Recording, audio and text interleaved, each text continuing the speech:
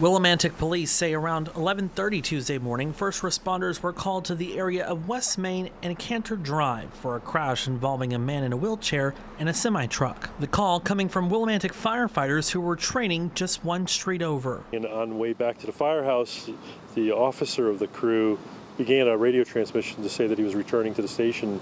Mid-transmission, he looked down and noticed a 74-year-old elderly male laying in the roadway next to a wheelchair. Fox 61 obtaining the audio from that radio transmission.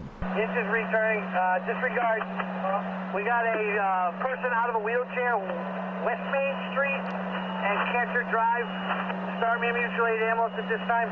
The Willimantic fire chief says firefighters immediately began first aid, and that's when they discovered the victim had collided with the tractor trailer. When my fire engine crew disembarked the fire engine to start render first aid, he hadn't even gotten out of his cab yet. It just happened moments before. He ran up to the firefighters and said, "Hey, I think this guy hit the side of my truck."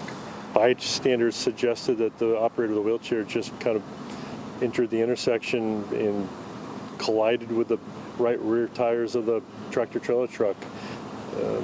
Very unfortunate accident.